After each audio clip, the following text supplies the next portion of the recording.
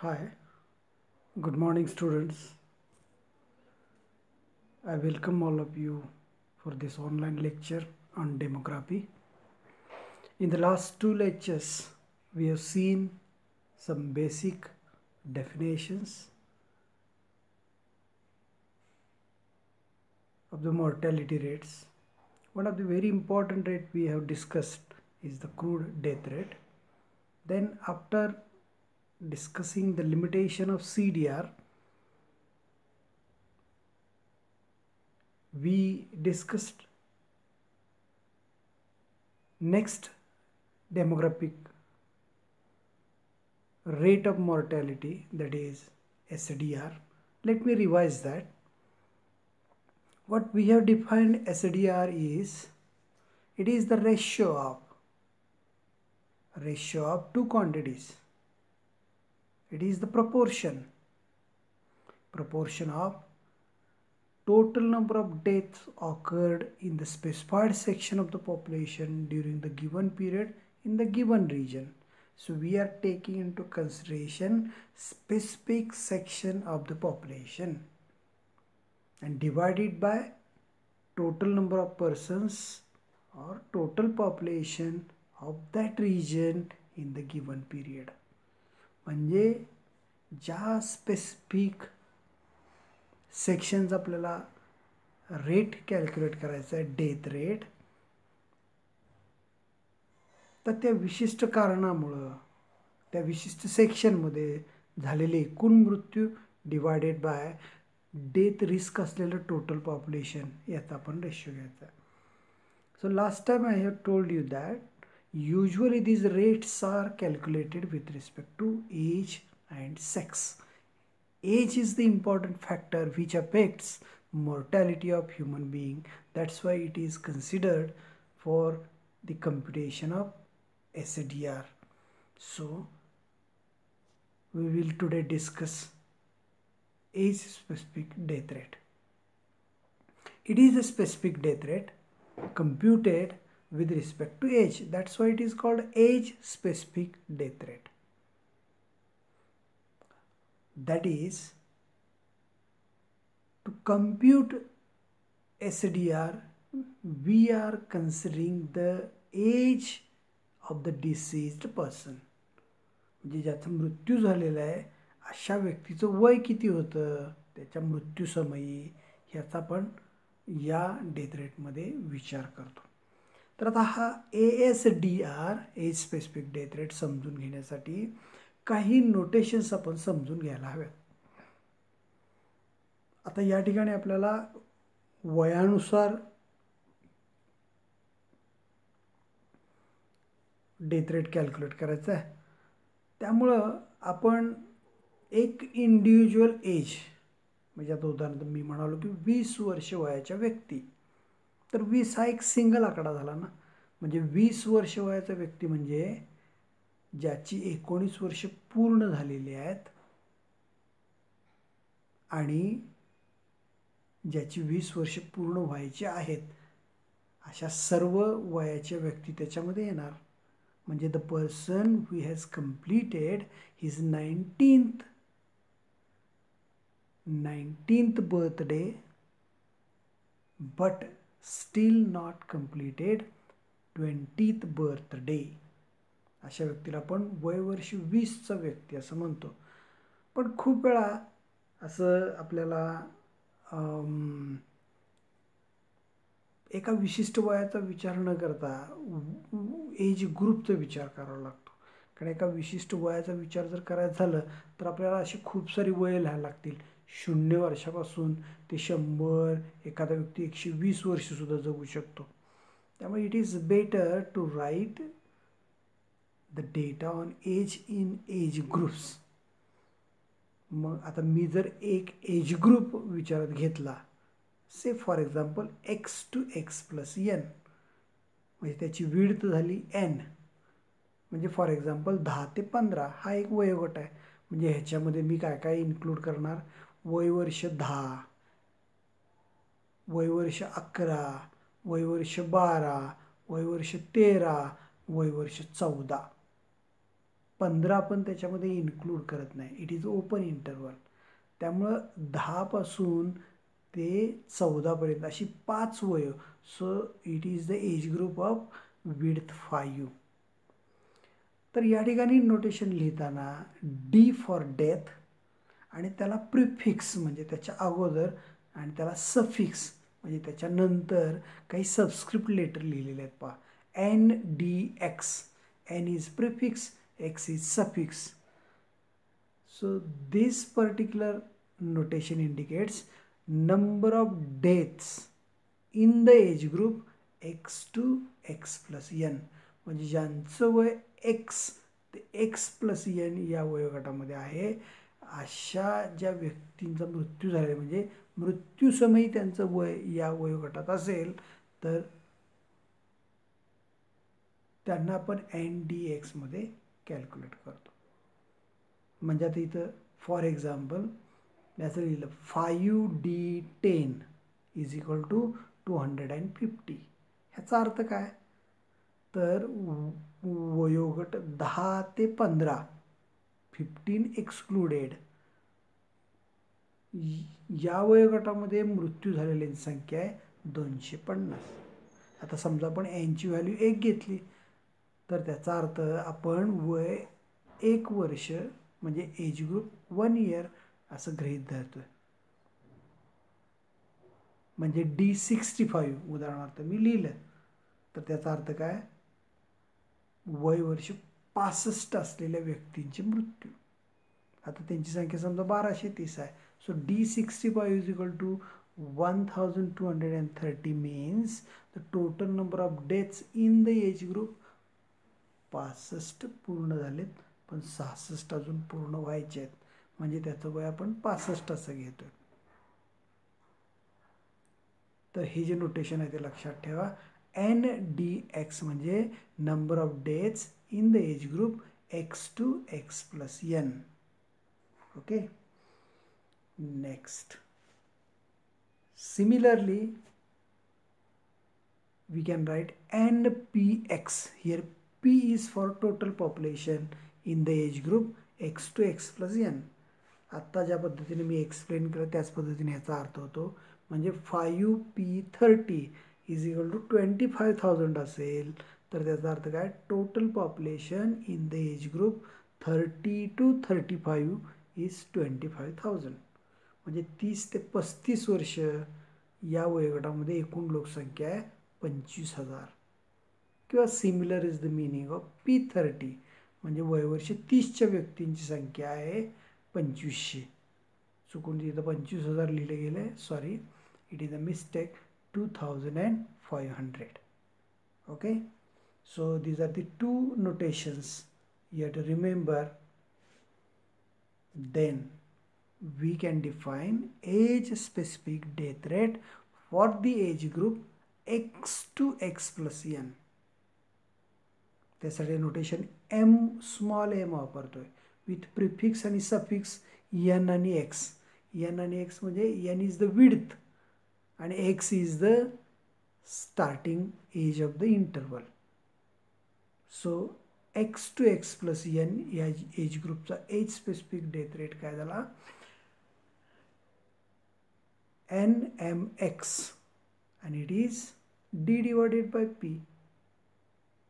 म्हणजे काय त्याच वयोगटात झालेले डेथ आणि त्या वयोगटाची लोकसंख्या इंटू 1000 म्हणजे त्या विशिष्ट वयोगटाचा CDR थोडक्यात तो म्हणजे काय त्याचा age specific death rate. Okay. आपण N ची व्हॅल्यू जर 1 घेतली म्हणजे काय होणार मग तो डेथ रेट जो आपल्याला मिळेल तो annual death rate.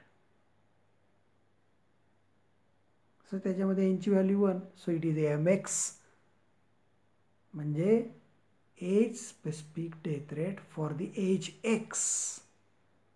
Age X म्हणजे इंटरवल कसं येणार X closed to X plus 1 open. So it is MX is equal to DX divided by PX into 1000 where DX is the number of deaths in the age group x to x plus 1,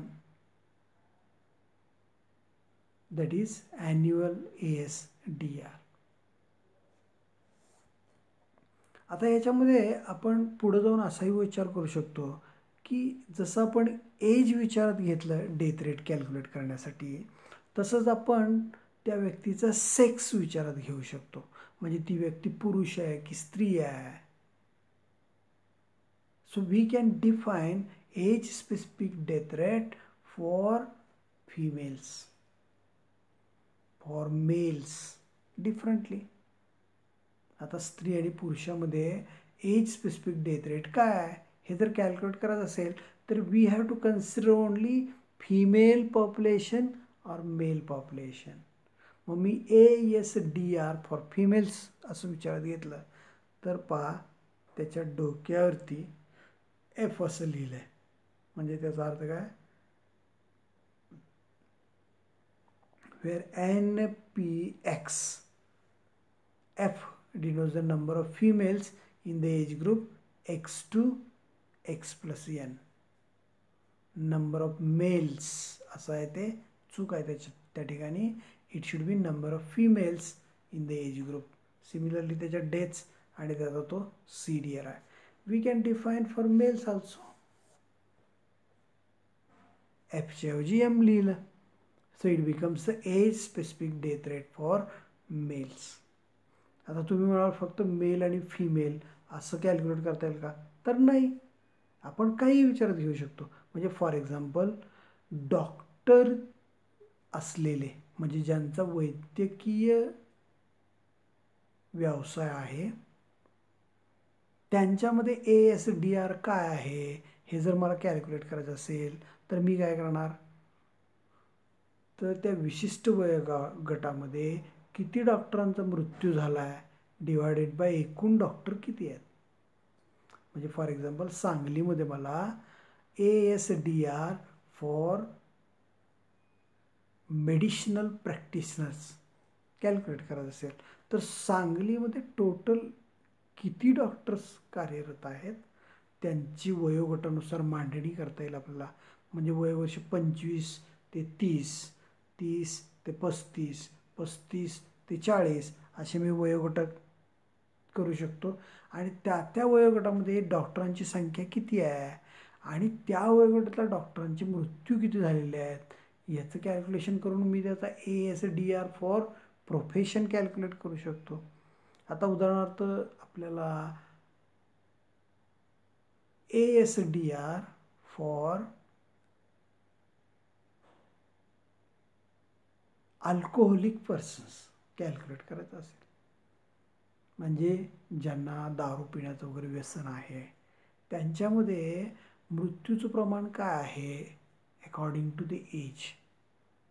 मग आता जे alcoholic persons आहेत त्यांची वयोगटानुसार मांडणी केली मी आणि त्या वयोगटामध्ये किती लोकांचे मृत्यू झाले, तर मग आपल्याला त्यांचा age specific death rate for alcoholic persons.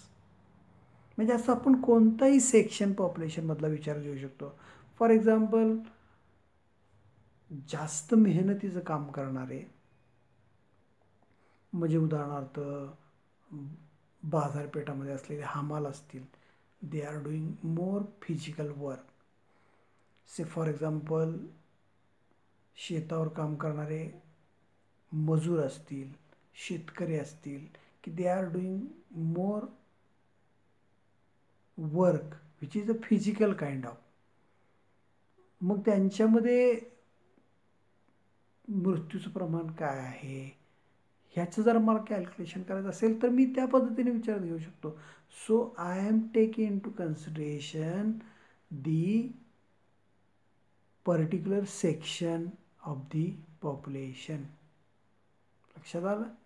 So पण त्या सर्वांच्यामध्ये खूप महत्त्वाची गोष्ट म्हणजे काय, तर एज हा घटक काय करतो, तो जास्त प्रमाणात तुमच्या मृत्यूच्या रिस्कवरती परिणाम करत असतो, म्हणून तो आपण विचारात घेतोय.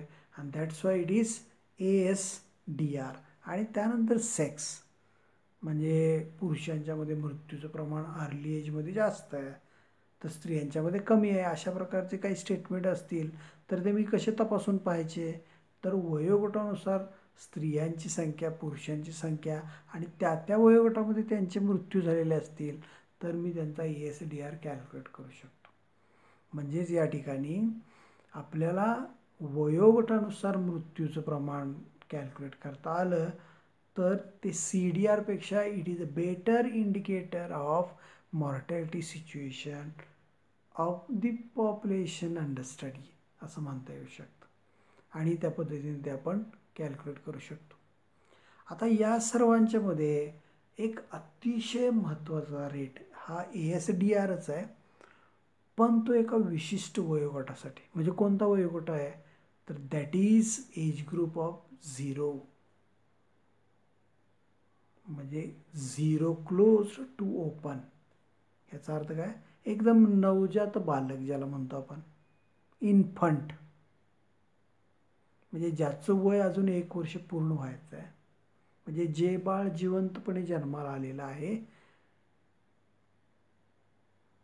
पण त्याला 1 वर्ष पूर्ण झालेलं नाही आहे आणि त्यापूर्वीच जर त्याचा मृत्यू झाला तर त्याला आपण इन्फंट डेथ असं म्हणतो. त्याला व्हायटल स्टॅटिस्टिकच्या भाषेमध्ये इन्फंट डेथ असं म्हटलं जातं, बालमृत्यू. म्हणजे 1 वर्ष पूर्ण व्हायच्या अगोदर, before reaching the age of 1 year, if the baby dies, it is called infant death. त्याला बालमृत्यू म्हटलं जातं. मग असे जे एकूण बालमृत्यू आहेत that is a major concern.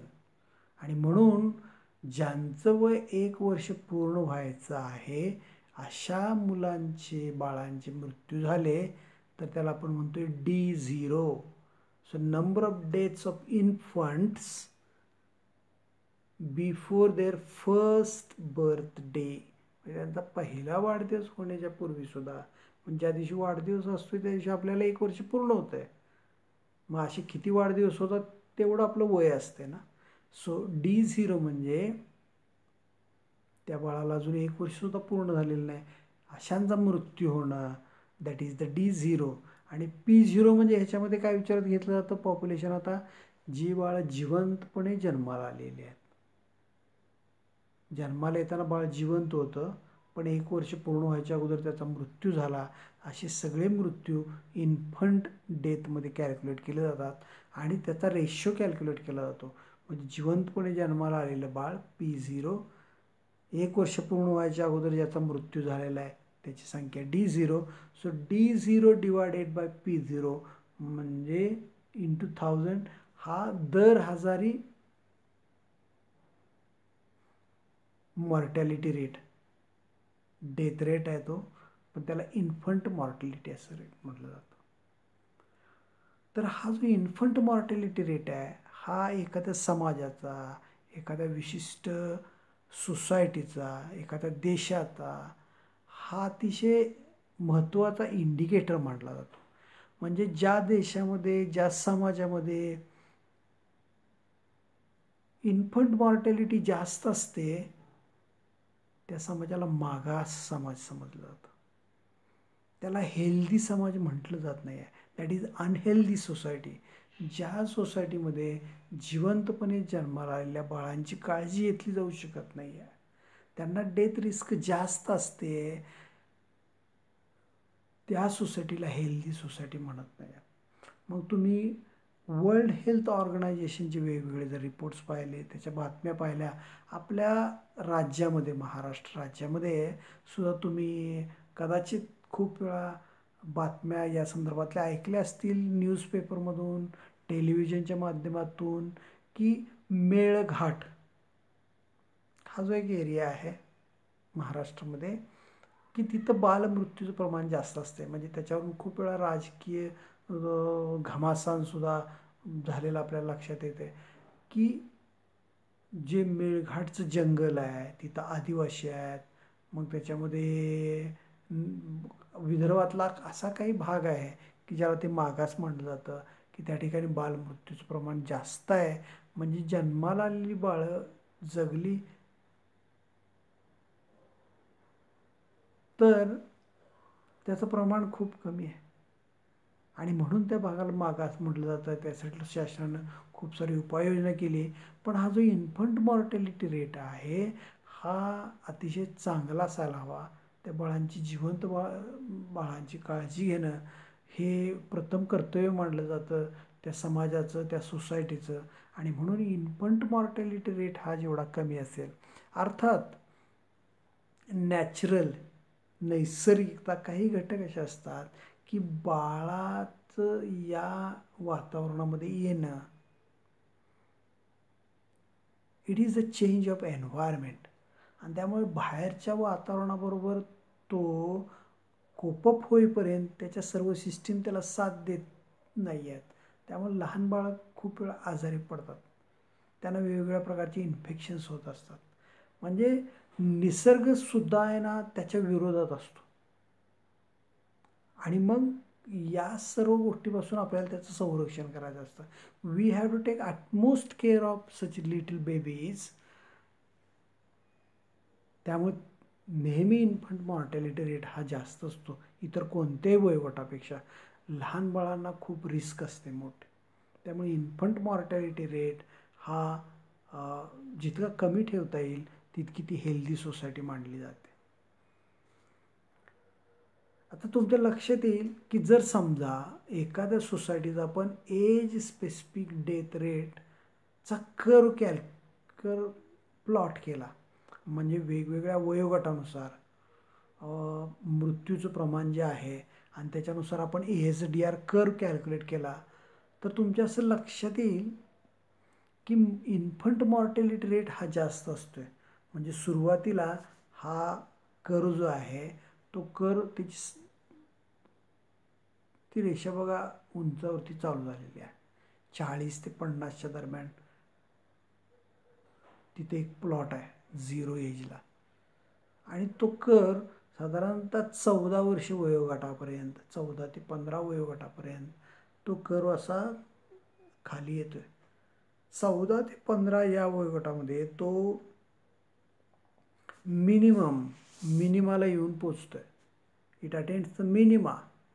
आणि त्यानंतर हा वयोगट 40 नंतर, वयवर्ष 40 नंतर पुन्हा ते मृत्यूचं प्रमाण वाढायला लागतं.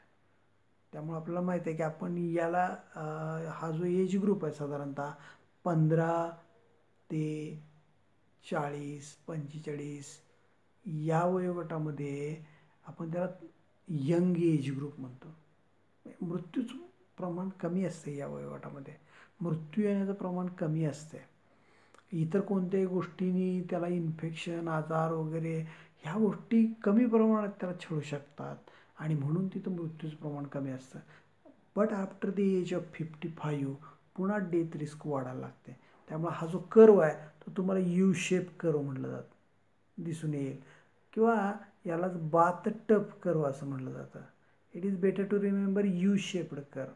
त्यामुळे ASDR कर्वचं जर नेचर काय असा तुम्हाला प्रश्न विचारला तर इट इज यू शेप्ड. म्हणजे वयोगट 15 ते साधारणतः 45 पर्यंत मृत्यूचं प्रमाण खूप कमी असते आणि त्यानंतर ते वाढायला लागते.